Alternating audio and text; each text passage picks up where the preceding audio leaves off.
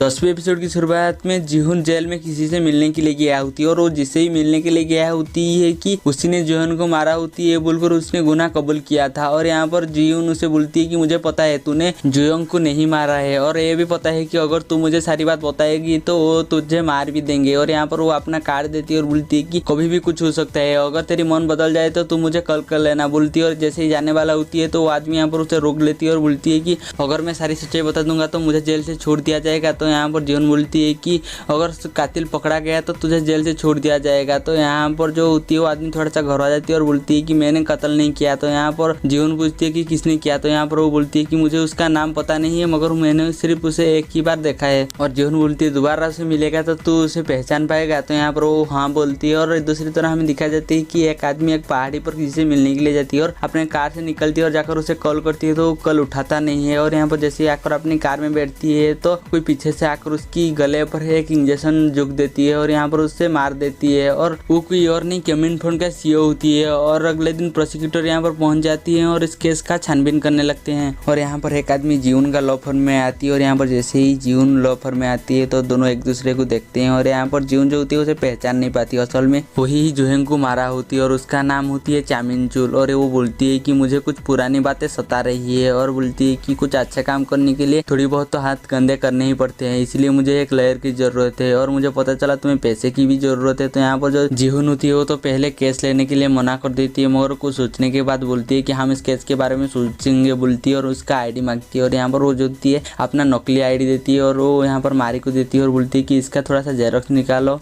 और मारी ले जाती है और जेरोक्स निकालने लगती है। तो यहाँ पर चामिनचुल बोलती है कितना अजीब है ना, तुम्हारा फीस सिर्फ $1 है। तो यहाँ पर जीहुन बोलती है हाँ लेकिन पर सेकेंड। ये बात सुनकर तो यहाँ पर मुजांग जो होती है बहुत ज़्यादा हैरान हो जाती है मगर यहाँ पर चामिनचुल बोलती है कोई बात नहीं, तुम्हें जितने ही पैसे चाहिए मैं दूंगा। और मारी जेरोक्स खत्म कर जीहुन को उसका आईडी दे देती है। जीहुन उसका आईडी उसे वापस कर देती है और उसे बोलती है कि हम इस केस के बारे में जरूर सोचेंगे बोलती है। और यहाँ पर चामिनचुल चला जाती है। तो जो जीहुन होती है वो चामिनचुल को जाते हुए कुछ अजीब नज़र से देख रही होती है। और इस टाइम पर मारी जो होती है चामिनचुल की आईडी की जेरोक्स दिखाती है जहाँ पर की फोटो नहीं आया होती है। तो यहाँ पर जीहुन जो होती है उसे इसका आँखी याद आ जाती है जो कि जिस दिन जीहुन का मर्डर हुआ था जिसने किया होती है उसका आँखी और उसका आँखी सेम लगती है। तो यहाँ पर जो जीहुन होती है उसे पकड़ने के लिए भागने लगती है और यहाँ पर जैसे ही बाहर जाती है उसे कोई भी नहीं मिलता, वो मायूस होकर फिर से वापस चला आती है। और दूसरी तरफ प्रोसिक्यूटर को दिखाया जाता है जहाँ पर कि उनका मीटिंग चल रही होती है कि केमिन फंड का सीईओ का असल में सुसाइड हुआ है या मर्डर हुआ है। तो यहाँ पर म्यूनिक बोलती है कि ये कह पाना मुश्किल है और हम इस केस की छानबीन कर रहे हैं और जब रिपोर्ट आ जाएगा तो हम आपको बता देंगे। और यहाँ पर मारी वो दिया हुआ नंबर पर कॉल करती है तो कोई भी उठाता नहीं और एड्रेस ऐसे ही सर्च करती है तो वो कुछ भी दिखाता नहीं। और इस टाइम पर जून आ जाती है और यहाँ पर बताती है कि वो आदमी फ्रॉड है। तो यहाँ पर मुजांग बोलती है कि हमें उसे ढूंढना चाहिए। तो यहाँ पर जीहुन पूछती है कि उसे ढूंढोगे कैसे। तो यहाँ पर मारी बताती है कि हम सीसीटीवी देखेंगे। तो यहाँ पर जीहुन जो होती है उसे याद आती है कि बाहर एक स्टोर पर सीसीटीवी लगा हुआ होती है और वो जाकर यहाँ पर देखते है तो वहाँ पर उसका फोटो नहीं दिखाई जाती है। और दूसरी तरह उसी आदमी को दिखाया जाता है जहाँ पर कि वो अपना सारे नकली डॉक्यूमेंट को जला रही होती है और किसी से बोल रही होती है कि उसे मैं याद नहीं हूँ बोलकर हंसने लगती है। और यहाँ पर जीहुन मारी को घर जाने के लिए बोलती है और खुद ही जाने लगती है। और यहाँ पर मारी को याद आती है कि यूजिन ने उसे बताया होती है कि जीहुन किसी को ढूंढ रही है। और यहाँ पर जो मारी होती है वो जीहुन का पीछा करने लगती है। तो यहाँ पर जीहुन को भी पता चल गया होती है कि कोई मुझे पीछा कर रही है और पीछे घूमती है तो देखती है कोई नहीं और आगे चला जाती है। और यहाँ पर मारी बाहर थी और जैसे ही वो आगे जाने लगती है तो जीहुन अचानक आ जाती है। तो यहाँ पर मारी जो होती है बहुत ज्यादा डर जाती है और यहाँ पर जीहुन मारी को पूछती है क्या तुम मेरी पीछा कर रहे हो। तो यहाँ पर मारी जो होती है जीहुन को माफी मांगती है और बोलती है कि क्यों ना आप मुझे एक ड्रिंक पिलाए। तो यहाँ पर जो जीहुन होती है वो बोलती है कि ड्रिंक पीने से पहले तुम्हारी स्कैंडल निकालना पड़ेगा क्योंकि उसका स्कैंडल नीचे फंस गया होती है। और यहाँ पर दोनों उसको मिलकर निकालती है और दोनों जाकर यहाँ पर मस्त ड्रिंक कर रहे होते हैं। मारी बोलती है कि मेरा जल्दी ही इंटर्नशिप खत्म होने वाला है, इस वजह से आप तो बहुत ज्यादा खुश होंगे। तो यहाँ पर जो जीहुन होती है वो बात को टालने की कोशिश करते हैं। तो यहाँ पर मारी उसे बोलती है कि इन जैसे बातों के लिए आपको झूठ बोलना सीख लेना चाहिए। तो यहाँ पर जीहुन मारी को बोलती है कि तुम ही मुझे झूठ बोलना सिखा दो। तो यहाँ पर मारी बोलती है कि ठीक है मैं सिर्फ आपको अब झूठ ही बोलूंगा। और यहाँ पर मारी जीहुन को बोलती है कि आपके साथ काम कर मुझे बहुत ही ज्यादा अच्छा लगा और मैं आपसे बहुत कुछ सीखी और मुझे आप बहुत ज्यादा पसंद है और मैं नहीं चाहती आप किसी भी तरह से दुख में रहे। ये बात सुनकर जो जीहुन होती है वो बोलती है कि मुझे क्यों लग रहा है तुम्हारी ये दुख वाली बातें सच लग रही थी। तो यहाँ पर जो मारी होती है वो हंसने लगती है और बोलती है कि मुझे आप बिल्कुल भी पसंद नहीं है। उसके बाद मारी जीहुन को बोलती है कि मैं यहाँ पर आपको कुछ बताने के लिए आई थी। तो यहाँ पर जीहुन बोलती है कि कुछ अजीब सा लग रहा है और जल्दी बोलो। तो यहाँ पर जो मारी होती है बोलती है कि मुझे पता चला कि आप किसी को ढूंढ रहे हैं और मैं जब बोल रही थी कि मैं आपको दर्द में नहीं देखना चाहती ये बात सच थे। और ये भी बोलती है कि मैं आपका मदद करना चाहती हूँ। ये बात जीहुन सुनकर जीहुन उसे थैंक यू बोलती है कि मेरे मेरे बारे में सोचने के लिए और बोलती है कि तुम मेरा मदद नहीं कर पाओगे बोलकर यहाँ पर जैसे वो जाने वाला होती है तो मारी बोलती है कि मैं चाहती हूँ। तो यहाँ पर जो जीहुन पूछती है तुम क्या चाहते हो, तो यहाँ पर मारी बोलती है कि उस दिन वाला ख्वाहिश। तो यहाँ पर जून को याद आ जाती है कि जीहुन ने उसे एक बार वादा किया था कि वो इसकी एक बार ख्वाहिश पूरी करेगी। तो यहाँ पर जो जीहुन होती है उसके पास और कोई भी चारा नहीं होती है, इसलिए वो राजी हो जाती है। और दूसरी तो हमें प्रोसिक्यूटर के ऑफिस में दिखाई जाते हैं जहाँ पर कि उनका चीफ प्रोसिक्यूटर बोल रही होती है कि ये केस सुसाइड का है तो इस केस को तुम बंद कर दो। तो यहाँ पर यूजिन हाँ बोल देती है। तो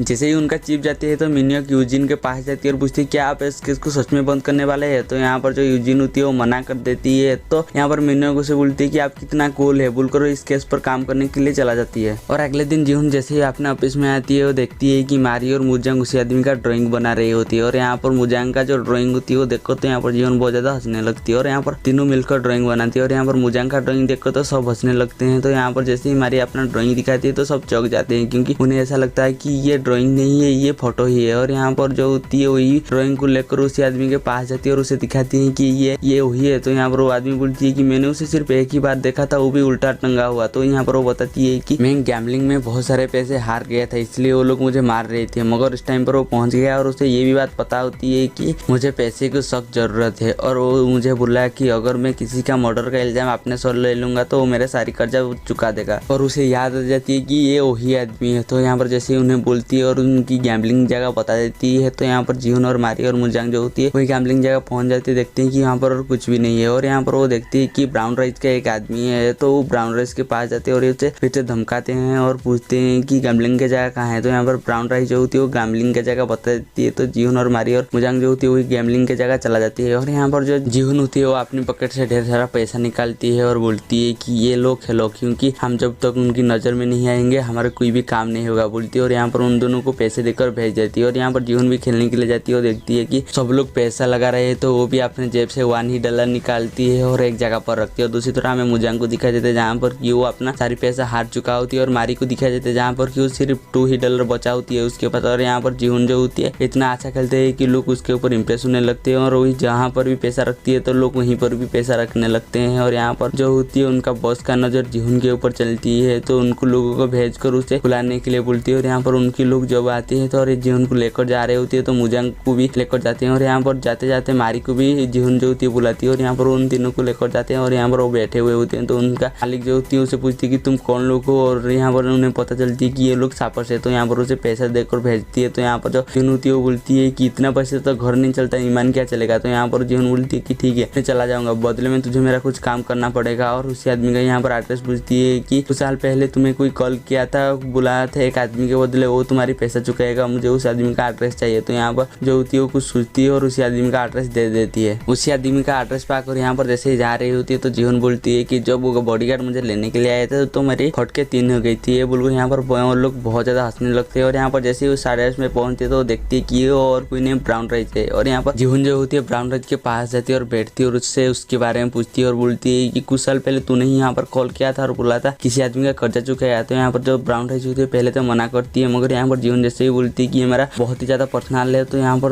ब्राउन राइस जो होती है जीहुन को देखकर कुछ सोचने लगती है और अपने सारे आदमी को भेज देती है और उसे बोलती है कि हाँ मैंने ही किया था। और जीहुन पूछती है किसकी कहने पर किया था और उसके बारे में पूछती है। तो यहाँ पर वो बोल देती है कि वो आदमी मुझे कुछ समय पहले कल किया था और वो चाहता था कि मैं किसी आदमी को रुकूं एक इवेंट में जाने के लिए, और मैंने पूरी प्लानिंग भी कर दी थी। और जैसे ही प्लानिंग खत्म हुआ होती है उसने मुझे कल किया और ये प्लान कैंसिल करने के लिए बोला। और मुझे अगले दिन पता चला कि उसका मौत हो गया है और कोई और नहीं केविन फॉन्ड का सीईओ होती है। और यहाँ पर जो जून होती है उसी के बारे में कुछ पूछती है। तो यहाँ पर ब्राउन राइस जाकर एक कार्ड लेकर आती है और वो जून को देती है और बोलती है कि उसने मुझे ये दिया था। तो यहाँ पर जून उस कार्ड को कुछ देखती है और वो लेकर यहाँ से चला जाती है। और यहाँ पर मिन्योक को छानबीन करते हुए उसे एक कार का नंबर मिलती है तो डिसाइड करती है कि वो ही कार को ढूंढेगी। और दूसरी तरह हमें चामिन चुल को दिखा सकते हैं जहाँ पर कि वो अपने बॉस के सामने खड़ा हुआ होती है और उसे बोल रही होती है कि आप मेरे ऊपर भरोसा करने के लिए शुक्रिया, क्योंकि आपने मुझे केविन फॉन्ड का नया सीईओ बना दिया। तो यहाँ पर उसकी बॉस उसे बोलती है कि तुम मेरे साथ कब से काम कर रहे हो। तो यहाँ पर चामिन चुल बोलती है 7 साल से। तो यहाँ पर वो बोलती है कि ऐसे ही ईमानदारी से काम करना बोलती है और उसे जेक्यू कंपनी का एक इन्वेस्टिगेशन कार्ड देती है और उसे भेज देती है। और यहाँ पर चामिन चुल जो होती है जाते हुए बहुत ज्यादा खुश लग रही होती है। दूसरी तरह हमें मिन्योक को देखा जाता है जहाँ पर कि उसी गाड़ी नंबर को ढूंढ रही होती है। तो ढूंढते ढूंढते उसे एक गैरेज में उसी गाड़ी का नंबर मिल जाती है। तो वो डिसाइड करती है कि इसी गाड़ी को यहीं पर वो ऐड करेंगे और उसको कौन लेने के लिए आया होती है वो देखेंगे। और यहाँ पर मिन्योक खाना लेने के लिए गया होती है तो यूजिन एकला बैठा हुआ होती है। वो देखती है कि कोई आदमी आती है और उस गाड़ी को देखती है है और दूसरी गाड़ी एक लेकर जाती है। तो यहाँ पर यूजिन को उसके ऊपर शक होती है तो उसका पीछा करती है और इसके पीछे जाते जाते उसका एक्सीडेंट हो जाती है। तो यहाँ पर जो मिनुका आकर उसके ऊपर भड़क गया होती है और बोल रही होती है कि इस गाड़ी को तो हम दोबारा रिपेयर करा लेंगे मगर तुम्हें कुछ हो जाता। तो यहाँ पर एक प्रोसिक्यूटर आकर उन्हें एक कार्ड देती है जो कि उसी गाड़ी से वो निकाला होती है। तो वो डिसाइड करती है कि वो भी उसी पार्टी में जाएंगे। और दूसरी तरह हमें जीवन को दिखाया जाता है जहाँ पर कि वो कार्ड उन दोनों को दिखाती है और डिसाइड करती है कि वो भी उसी दिन उसी पार्टी पर जाएंगे। और यहाँ पर